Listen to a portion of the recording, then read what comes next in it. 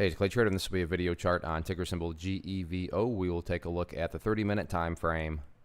Real quick, what do I mean by 30-minute in case maybe you're new to charts? Instead of each one of these candlesticks here representing 1 day's worth of price action, which is what you would normally see, each one represents 30 minutes. So while this here may look like several days worth of time, it's actually today's price action broken down into 30-minute time slices.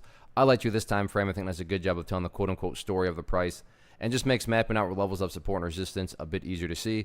I don't mean to state the obvious, but I will anyways. Absolutely monster move today, not only from a price action perspective, but you look down here at the volume, and biggest volume this chart has had in a very long time. So let's map out some levels of support, then we can talk about areas of resistance. So the first area of support is what I would call the ideal level. I mean, if you say, hey Clay, what would make this chart look the absolute strongest going forward? And that would be if the price can continue to hold above 80 cents. I use the word continue very deliberately because if you look closely here, you can see that this afternoon, the bears tried on a couple occasions to push down through there. But to give credit where credit's due, the bulls did a great job of holding strong. Now, don't get me wrong. If the price falls below it, by no means am I saying the entire chart's ruined or anything like that. But yeah, if the price can maintain above there and continue to stay above it, that would certainly be a great sign of power and a preferable situation.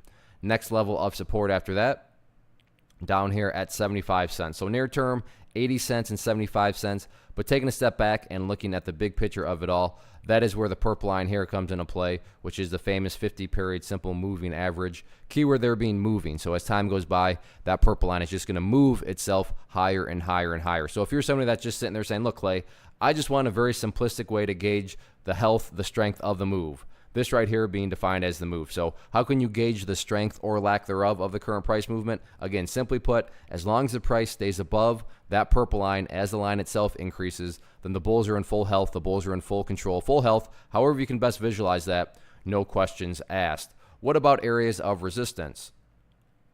Two main areas of resistance. The first one is what I call the fun level of resistance, and that's up there at 96 cents. Call it the fun one because, yeah, I'll be the first to admit it is fun to talk about testing previous highs and breaking a new highs, and that is what 96 cents represents. But in many cases, as is the case here, usually there's an initial bridge that first needs to be crossed before you start talking about the fun level. And in this case, that's right up here at 85 cents. So don't get me wrong, 96 cents is without question a level of resistance. But before you start talking about that one, bulls first have to prove themselves by getting back up above 85 cents. So no doubt about it, crazy move today, a lot of volume. So we'll see how this one closes out the week tomorrow.